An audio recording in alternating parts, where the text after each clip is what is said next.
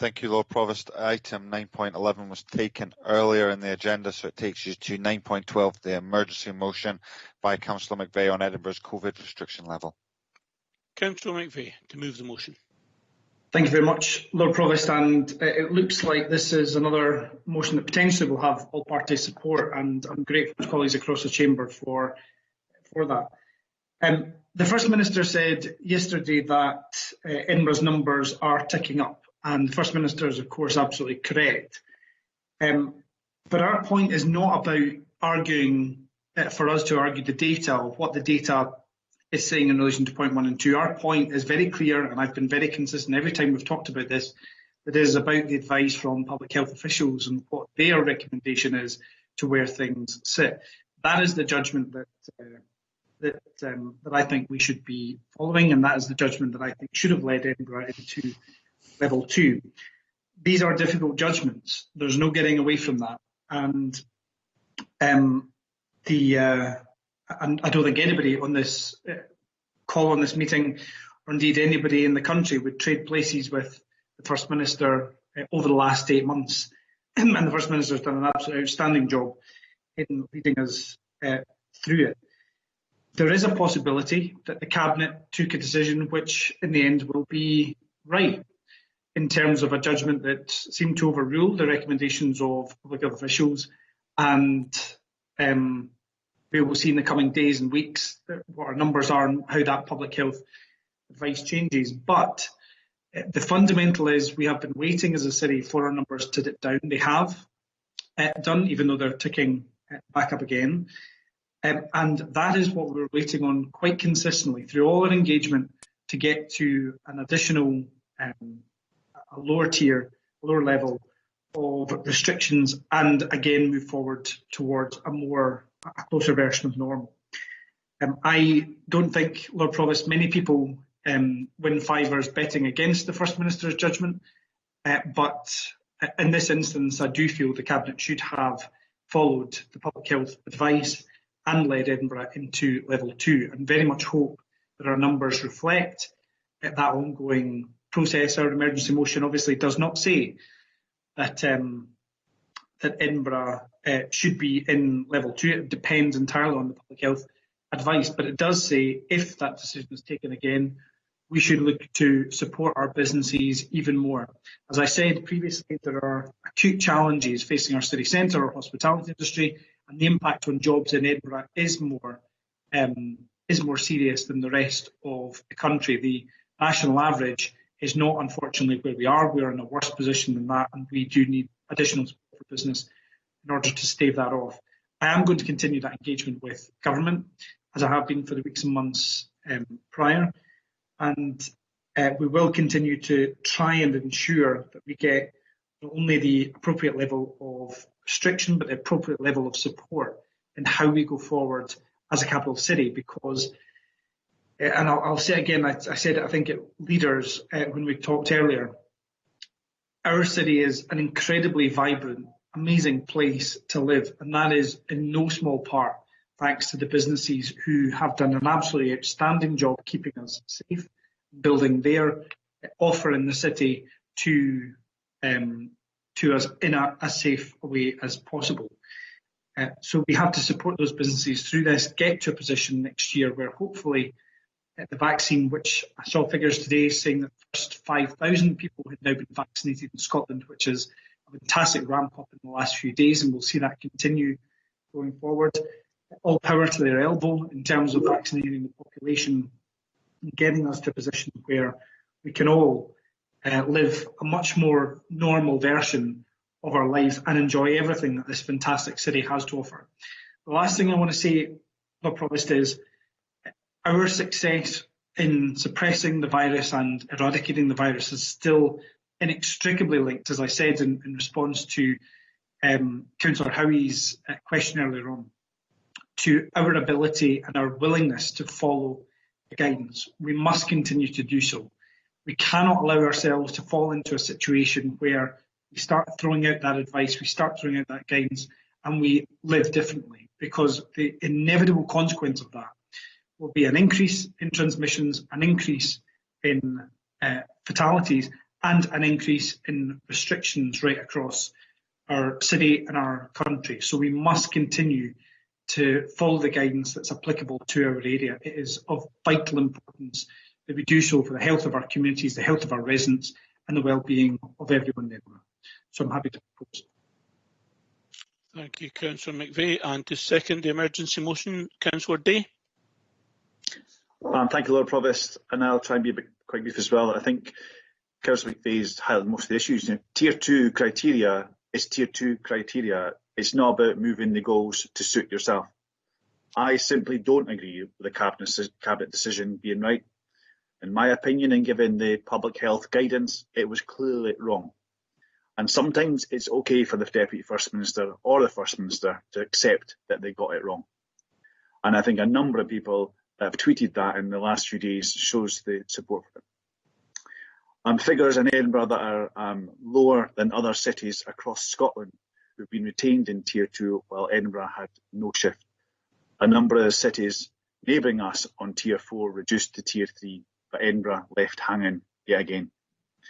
As Councillor McVeigh said, I also fully support the public health guidance, and whatever tier we are in, we must observe the measures to keep safe and social distancing and masks, etc.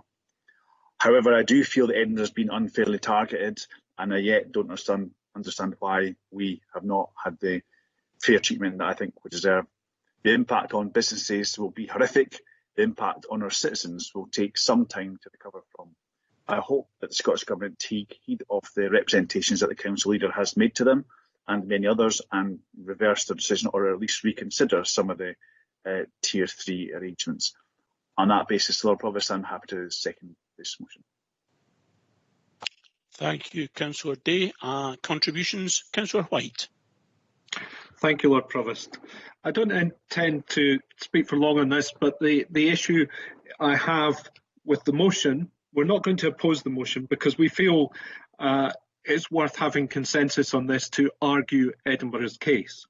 But I do have an issue with the motion because paragraph 1 seems to suggest that Edinburgh has done a great deal to drive down case numbers to a level commensurate with level 2.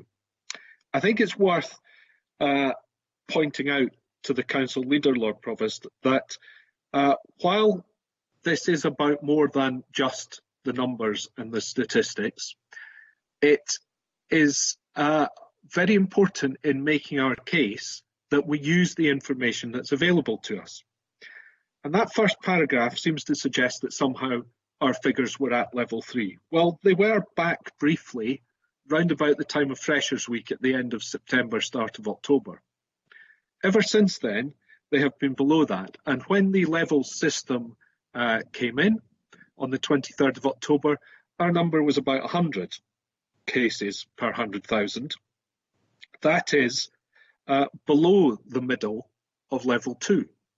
Indeed, the threshold for level 3 is 300 cases per 100,000. In the last week or so, we've been below the threshold for level 1. So in making our case, we should be using this information combined with other data. It's not just the one measure that we use, but we should be using it to argue the case for Edinburgh businesses because they have done well and Edinburgh people have done well in making sure they obey the public health guidance. I trust them to continue to do that with appropriate advice. I trust them, and that's the thing. So we must make the case for even the slight reduction in lockdown rules that would come with moving to level 2, not just because the public health advice has changed, but because consistently the figures show that's where Edinburgh should be, and it will have a major impact for some of our hardest hit hospitality industries. I know there will be some who are fearful that spread might start again. I think they have to make their own decisions about using any of those freedoms.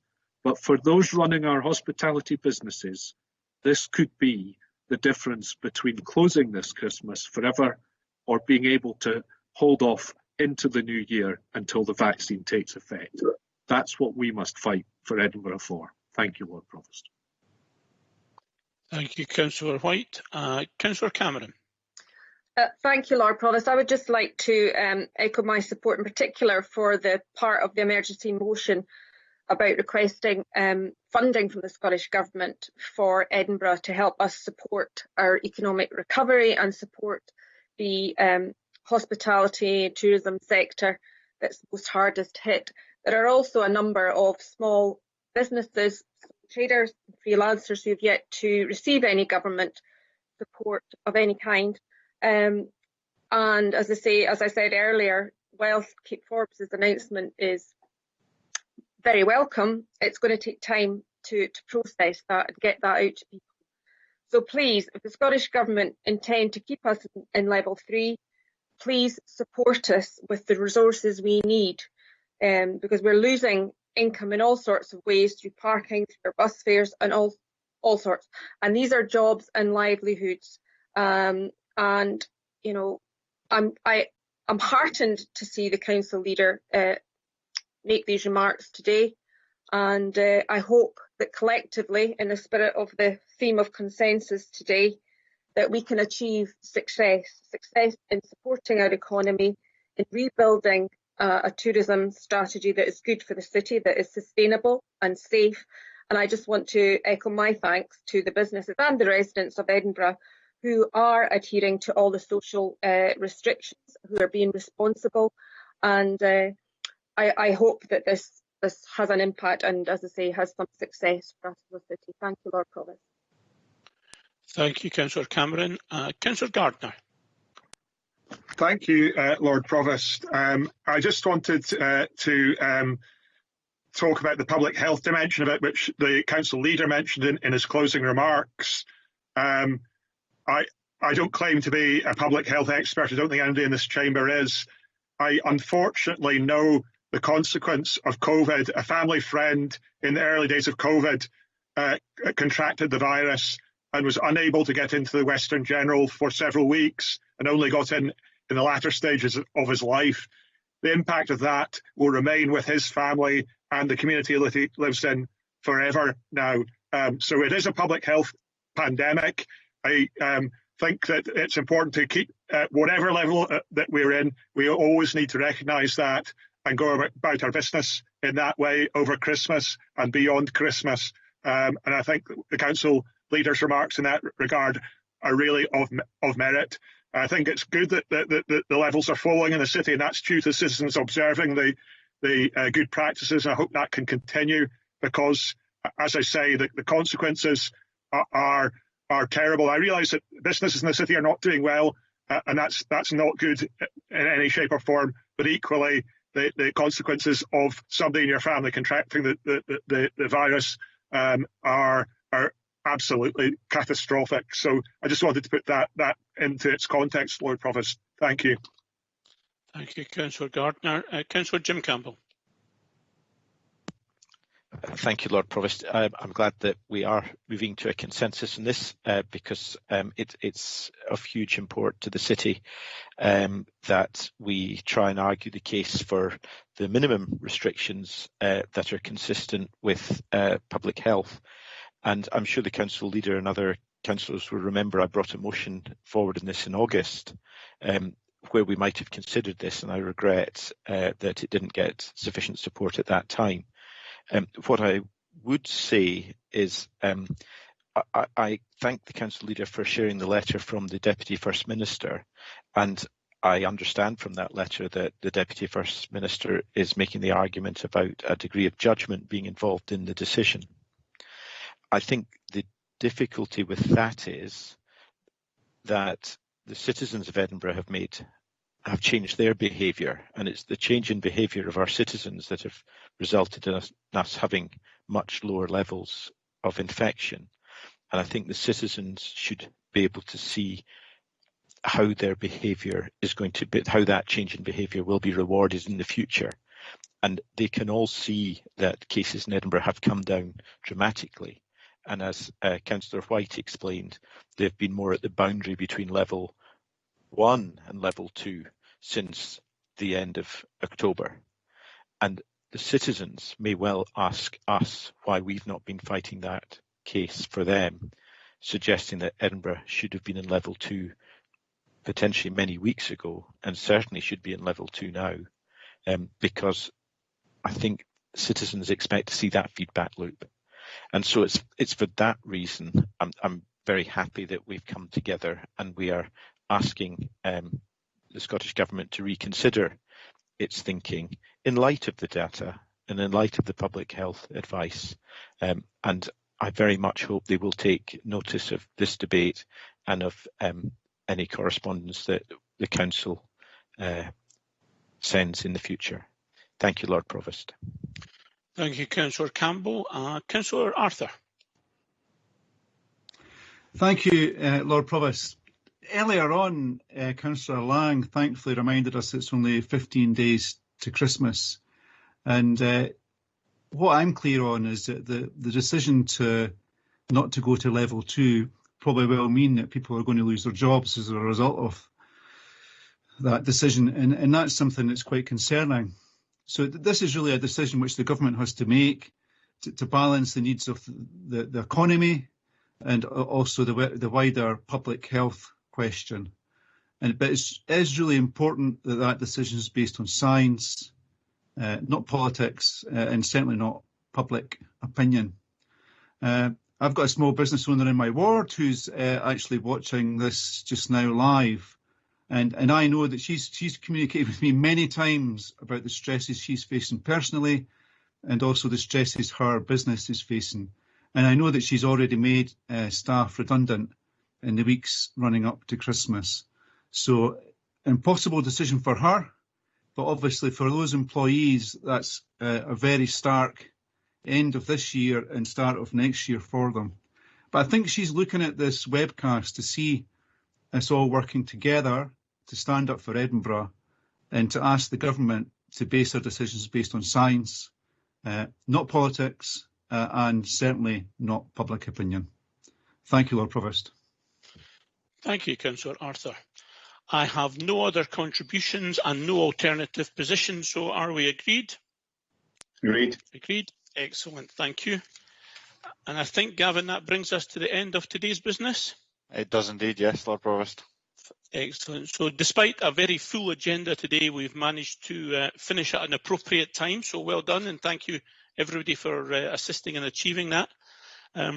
This is, of course, the final meeting that we have as a full council before the festive break. And I do note from earlier in the meeting the words of support from all groups on the council towards the council staff and the tremendous work that they've done during the course of this year, and I'd like to add my personal words of thanks to those as well. But in particular, I'd like to extend a further thanks to the staff who support us directly in being able to carry out our function as councillors, without whom we wouldn't be able to do the job. So, in conclusion, just like to wish everybody a good break, a chance to recharge the batteries. As the council leader has said, please follow the current medical advice. That is absolutely critical to ensure that you keep yourself and your families safe. So with that, bring the meeting to a close. Wish everybody an excellent festive break and a Merry Christmas. Thank you. Thank you. Merry Christmas. Thank you. Merry Christmas. Merry Christmas. Merry Christmas. Merry Christmas. Merry Christmas. Merry Christmas. Merry Christmas.